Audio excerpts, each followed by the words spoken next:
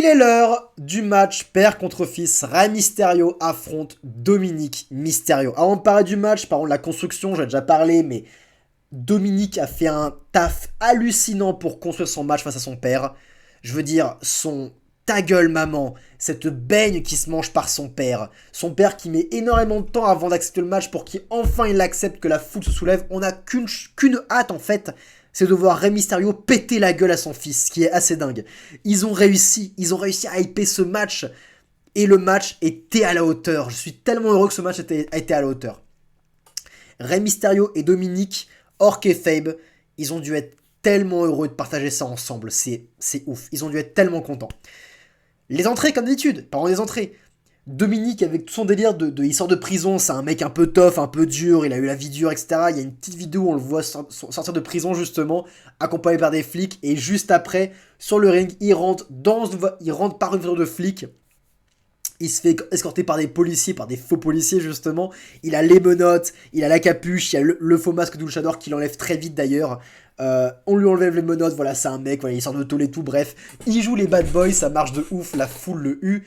Et Rey Mysterio, quant à lui, se fait accompagner par motherfucking Snoop Dogg dans une putain de voiture avec la musique d'Eddie Guerrero. Et on sait à quel point Eddie Guerrero était important pour la famille Mysterio, mais aussi pour cette storyline où était de nombreuses fois mentionné.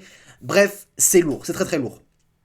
On a Aaliyah et la femme de Rey Mysterio qui sont aux premières loges, et le match peut se lancer.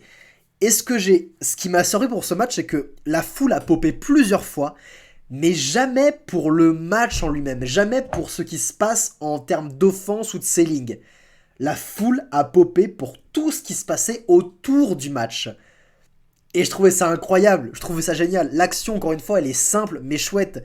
Mais ce qui a vraiment marché, c'est quand Dominic a commencé à prendre le dessus sur son père avec des petits coups bas, qu'il allait rejoindre sa sœur, qu'il lui a pris son gobelet, et que direct il lui a jeté de l'eau à la gueule comme ça, sans pression. Là, il s'est pris une hit de bâtard.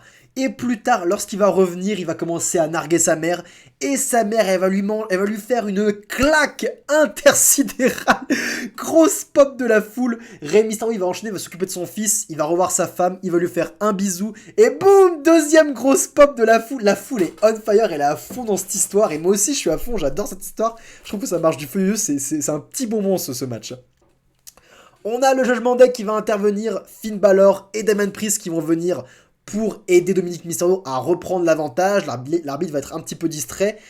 Et on va voir Rey qui va se prendre un gros bump à un moment sur le coin du ring, c'est assez impressionnant. Je crois que Dominic va le lancer un peu en German, ou je sais plus à quelle offense, mais Rey va faire un salto et se manger le coin du ring en plein dans la gueule. C'était assez impressionnant et je trouve ça incroyable que le mec il fasse encore des bumps comme ça à son âge. Il se dévoue à son sport et c'est un grand Rey Mysterio, c'est un très très grand, une vraie légende. Dominic finalement parvient à faire le 619 plus le splash, mais Rey kick out, pop de la foule.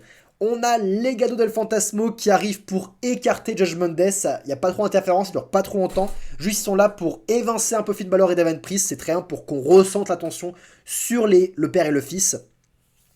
Dominic va profiter de l'arbitre qui est distrait pour sortir une chaîne qui était cachée dans le pull de Damian Priest, mais Bad Bunny va arriver pour lui arracher encore une fois une grosse pop. Rey envoie son 619 et son splash sur son fils pour la victoire. Bah c'était sympa, en fait c'était à la hauteur des attentes, c'était un petit bonbon, c'était très jubilatoire, la foule a popé plusieurs fois et c'était le but. Dominic n'a pas remporté le match comme je l'avais prévu. Pourquoi ? Parce que cette soirée contient 3 matchs type passage de flambeau. On avait Austin Theory, John Cena. On va avoir Charlotte Flair face à Rhea Ripley. Et on avait Dominic contre Rey Mysterio. Il fallait en prendre un où le nouveau n'allait pas reprendre le flambeau. Il fallait que l'ancien conserve sa torche quelque part. Et c'était normal que ce soit ce match-là qui soit sélectionné. C'était le plus logique. Mais, même si passage de flambeau n'a pas été véritablement fait, c'est quand même Dominic qui a le plus brillé pendant ce match. C'est lui dont on va se rappeler. C'est lui qu'on va retenir. C'est lui qui a eu tous les meilleurs les passages où la foule a popé. La baffe de sa mère, l'eau sur la gueule de sa sœur, la chaîne, etc. Ces petites références à des guerreros. C'est lui qu'on va retenir. Donc au final, même si Rey a gagné le match, il a élevé son fils. Son fils a un avenir radieux. C'est un superbe heal de mid-card, son fils. Il est génial. Il faut garder ce groupe Judgment Day, du moins avec Dominique, Rey Mysterio, Dominique, Damien Priest et Finn Balor. Faut au moins garder ça, parce que il grandit avec ce groupe. Il a besoin d'un groupe pour jouer les Kaira. Ça marche trop bien avec son personnage. Bref, bravo Dominique, bravo Ares. C'était un très bon match de catch. Très sympa.